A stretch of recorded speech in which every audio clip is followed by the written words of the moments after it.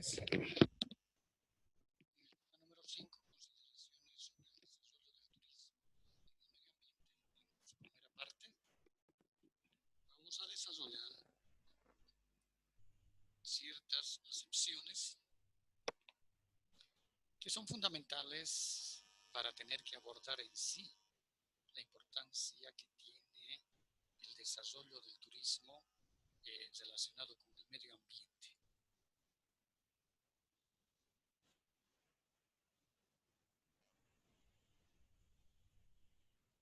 En primera instancia, vamos a dar una definición de medio ambiente para luego poder describir las características que tiene este relacionándolas con la actividad turística.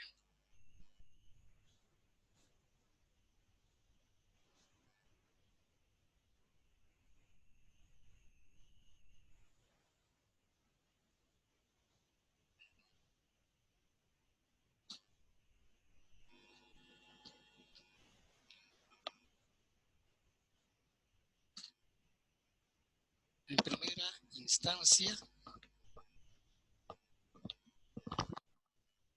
daremos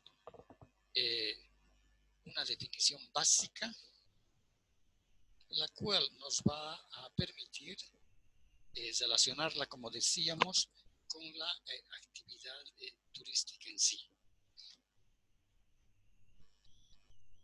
Primeramente diremos que son proporcionar simulaciones. Cuando hablamos de medio ambiente, nos estamos refiriendo a entornos físicos, a espacios físicos, que están formados por componentes naturales y artificiales. Muchas veces se piensa que cuando se está hablando de medio ambiente, solamente nosotros nos estuviéramos refiriendo a ambientes naturales. No es así, sino que el medio ambiente es un entorno físico y están formados, como decíamos, por componentes naturales y artificiales.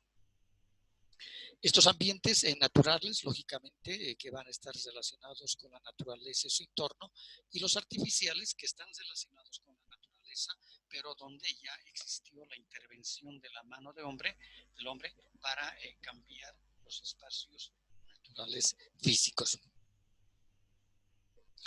En este caso, el medio ambiente natural existe por la propia naturaleza. Es muy diferente tener que hablar de un medio ambiente natural. El medio ambiente natural, como decíamos, existe por la propia naturaleza y está constituido por clima, flora, suelo, fauna, geografía, etc. Esto nos permite a nosotros, es decir, poder encauzar y poder tener una relación mucho más precisa de lo que es el medio ambiente. En cambio, el medio ambiente artificial está relacionado a la realización de acciones que haya tenido el hombre. Es decir, muchas veces a estas nosotros también llamamos intervenciones. Es decir, cómo el hombre ha realizado acciones sobre esos espacios que originalmente eran espacios naturales y los ha transformado. Y los ha transformado con equipamientos, ¿no? Es decir, pueden ser edificios, estructuras, etc. Asimismo, el análisis exhaustivo del medio ambiente incluyen factores socioeconómicos y culturales. Es decir, que nosotros cuando hablamos del medio ambiente vamos a incorporar a los ambientes naturales y los ambientes también artificiales, relacionando a los seres con vida y relacionando a los seres bióticos o abióticos. En este caso, lo que sí esta definición nos permite a nosotros sistematizar esas características que ha tenido el ambiente natural y cómo pasa a transformarse en un ambiente artificial. Y artificial porque esas características de vocación de un espacio físico fueron transformadas por la mano del hombre. Ponemos un ejemplo. Originalmente el espacio era boscoso.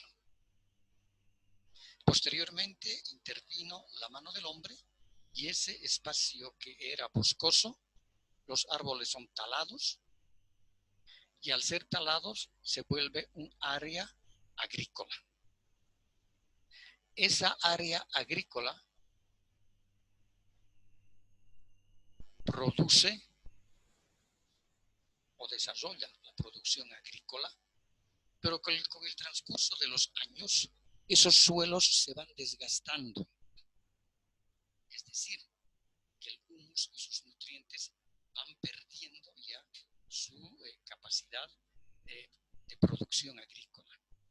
A pesar de que hoy en día existen mucha tecnología sobre la utilización de fertilizantes químicos, etcétera, o también fertilizantes orgánicos, ¿no? Pero llega un momento tal en que esos terrenos ya no son aptos para la agricultura. Entonces, solamente vemos de que crece hierba. Sobre ese espacio, entonces, se ha transformado o se puede transformar en un espacio de pastoreo. Y sí puede ser susceptible para áreas de pastoreo. Ahora, veamos cómo se ha transformado en su vocación ese espacio. El espacio, su vocación, originalmente era selvático. Luego pasa a ser agrícola. Luego pasa a ser un espacio de pastoreo. Y finalmente este espacio, ¿no?, es urbanizado. Es decir, se crean urbanizaciones donde hay edificaciones. Es decir, ha pasado a ser un ambiente eminentemente artificial. De esa vocación original que tenía, que era natural, un espacio eminentemente natural, pasó a ser un ambiente eminentemente agrícola, un ambiente eminentemente de pastoreo, y ahora pasa a ser un ambiente eminentemente artificial. Y este ejemplo nosotros podemos aplicarlo en todo el sector de Santa Cruz, donde hoy estamos viendo esas nuevas urbanizaciones. El Pahuichi, urbanizaciones, todas esas urbanizaciones que van desde del aeropuerto hacia Montero, es decir, que originalmente eran lugares selváticos, podían ser selvas no tan densas, pero tenían un monte. Luego el monte ha sido totalmente, es decir, ha sido desmontado aquello y se producía algodón, se producía caña, eran los cañaverales, y finalmente ya los terrenos cansados pasaron a ser terrenos de pastoreo. Y hoy en día ya son las urbanizaciones. Urbanización El Pahuichi, urbanización El Sombrero, es decir, todos esos terrenos han sido urbanizados. ¿Cómo ha sufrido una transformación tan grande ese espacio? A eso es cuando nosotros nos referimos al medio ambiente, que no solamente debe involucrar al componente de la naturaleza, sino también al componente artificial. Además, este análisis, cuando nosotros hacemos un análisis del medio ambiente, debemos incluir los factores socioeconómicos y culturales. Factores sociales, por ejemplo, qué características tuvieron las poblaciones locales que habitaron esos territorios. Y seguimos con el mismo ejemplo. Si originalmente nuestro espacio era boscoso, de monte, posiblemente podían haber existido grupos étnicos que habitaban aquel sector. Entonces, socialmente estaban habitados por un grupo étnico. Ahora, ¿qué características tenían este grupo étnico, según nuestro ejemplo? Seguramente que tenía una forma, una cosmovisión, porque la cosmovisión significa una forma de ver, de verse a uno mismo, ver el universo, ver todo lo que nos rodea, ¿no? Es decir, seguramente que su cosmovisión era la relación que se veía él como persona, la persona en su relacionamiento con los de su grupo, ¿no? Las relaciones que mantenían en grupo, cómo estaba organizado en los grupos sociales, cómo se veían la parte metafísica, es decir, más allá de lo físico, es decir, cuáles eran sus creencias, cuáles eran sus rituales, quiénes eran sus dioses. Entonces, esa cosmovisión que tenían esos grupos, ese grupo étnico, en nuestro ejemplo, seguramente que eran principalmente recolectores de los frutos que les podía dar el monte, la selva. Podían ser cazadores, lo que les proporcionaba la naturaleza, que podían ir a cazar, y podían ser pescadores, porque habían lagunas o podían haber ríos donde podían pescar. Entonces, su forma de vida, ¿no?, y su cosmovisión tenían esas características sociales, y lógicamente también tenían esas características económicas. Es decir, ellos vivían en una economía de sobrevivencia. Eran principalmente recolectores y estaban muy adentrados, muy imbuidos de la naturaleza y lo que la naturaleza les daba. Por eso que sus dioses eran principalmente, provenían de la naturaleza. El dios del trueno, el dios de la lluvia, el dios del agua, el dios del río. Y esas características culturales, en este caso, sus ritos, sus creencias, toda la parte metafísica de esa cosmovisión. Ese territorio se transformó, en nuestro ejemplo, ¿verdad? Luego pasó a ser un sector agrícola. Ahora, socialmente, ¿qué características tenían los grupos que habitaban ese sector? Seguramente que eran una población eminentemente agrícola, que estaba aferrada a la tierra, a la producción agrícola. Su relacionamiento entre ellos estaba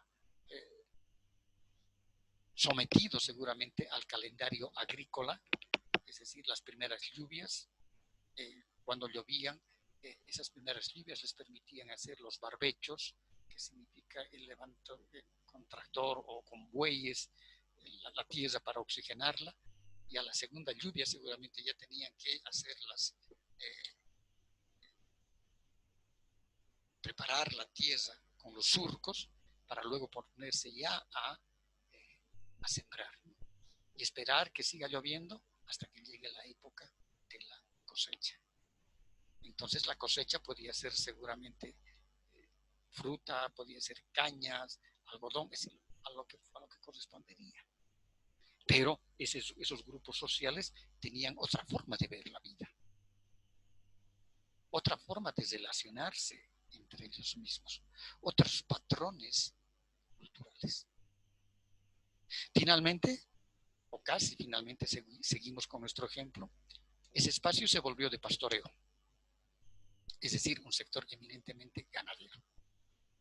Entonces, desde el punto de vista social, ¿cómo estaban organizadas los grupos sociales de los arrieros, que los llamamos, los que hacían el ganado? Todo el tiempo arriando al ganado, llevando al ganado para que vayan a los pastizales, a comer los pastizales, llevando para que vayan a lamer la sal, a los bebederos para que vayan a tomar agua, a veces construyendo pequeñas pozas donde el agua de la lluvia pueda detenerse para que puedan tener agua que beber los animales en la época seca. Esas características culturales del rodeo, es toda una cultura el rodeo, y entre ellos el relacionamiento del rodeo, la gastronomía en base a la carne asada, etc. Entonces, esas características sociales, económicas y culturales también se cambian. Y hoy en día estamos viendo, ¿no?, según seguimos nuestro ejemplo, ese medio ambiente artificial donde ya hay el equipamiento. Es decir, las casas, las calles, las aceras, ya deben estar extendiendo en el Pawichi 1, Pawichi 2, el tendido eléctrico, la gente ya va a empezar a hacer las construcciones de sus viviendas, es decir, las características sociales van a ser otras. Ya se van a crear los grupos sociales en las redes sociales por WhatsApp. Todos los que viven en ese manzano, 2, 3 manzanos, van a tener un WhatsApp, un grupo de WhatsApp para poderse comunicar cuando tengan necesidades. En las características económicas, muchos de ellos seguramente deben ser inversionistas que han comprado los terrenos que vienen del altiplano boliviano o del Valle de Cochabamba y se han puesto a construir hacer una construcción de una casa de medias aguas, irán a habitar. Entonces, las características culturales también se están transmitiendo, ¿no? En nuestro ejemplo, que seguimos nuestro ejemplo, gran parte de estos terrenos que hemos visto, de Sion, Pawichis, etc., la mayor parte de los que se han comprado los lotes, han aplicado los lotes, es gente que proviene del altiplano boliviano, de la ciudad de La Paz, de Oruro, del Valle de Cochabamba. Entonces, las características culturales van a ser totalmente, es decir, diferenciadas, ¿no?, muy distintas. La gente que viene del altiplano tiene un tipo de música melancólica. Los del valle son las cuecas, los y también deben haber seguramente cruceños, ¿no? Entonces va a ser una mezcla de grupos culturales. Ahí vemos cómo ha cambiado ese medio físico, ¿no?, que hoy en día llamamos el medio ambiente.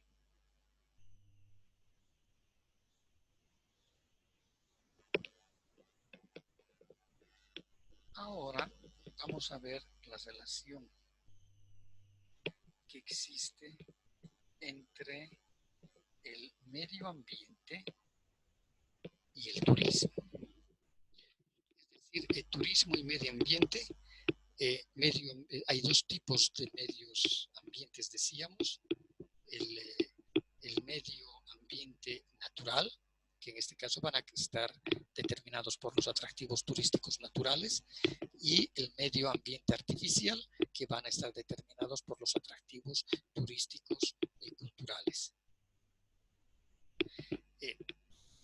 Es decir, este medio ambiente van a tener características relacionadas, como decíamos, con los atractivos turísticos y, lógicamente, con la parte simbólica. Es decir, esos símbolos van a estar determinados, lógicamente, en toda esa infraestructura que pueda existir, todos esos atractivos, señalizaciones, interpretaciones, es decir, que van a estar representados en elementos simbólicos. Esta infraestructura e instalaciones van a formar parte de este medio ambiente, porque el turismo, hemos dicho, necesita de una planta turística. Esta planta turística va a ser, lógicamente,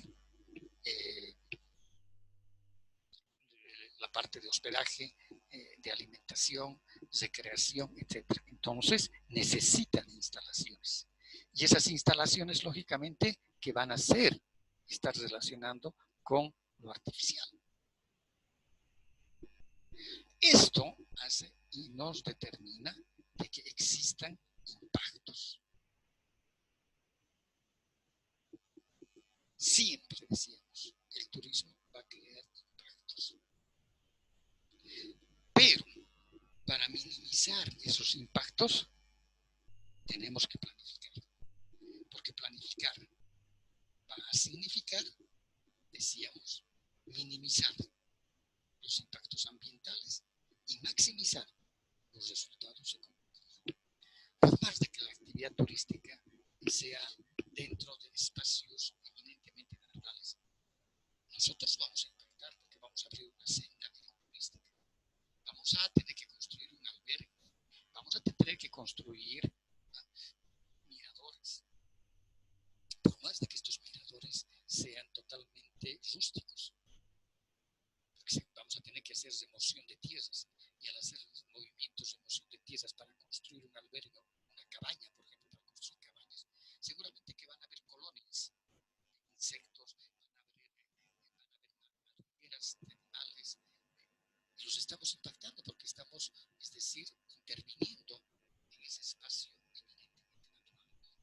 Por eso el turismo siempre va a crear impactos negativos. Y la planificación lo que hace es minimizar. Un fin fundamental que tiene que tener la planificación es minimizar los impactos ambientales. Ahora, imaginémonos de que no hay planificación. Eso es un caos. ¿Por qué? Porque todo el mundo va a querer hacer lo que quiera. Y un ejemplo clarísimo de eso es Uyuni. El destino turístico en el Salar de Uyuni es una pena, es una lástima, es un caos total, porque no hay un plan de desarrollo turístico de Uyuni. El plan ha habido, los proyectos han existido, lo que ha faltado ha sido voluntad política de los responsables del área de turismo a nivel nacional, a nivel departamental, de las divisiones departamentales de turismo y también de la dirección municipal de turismo. No ha habido la voluntad necesaria para poder poner ya un freno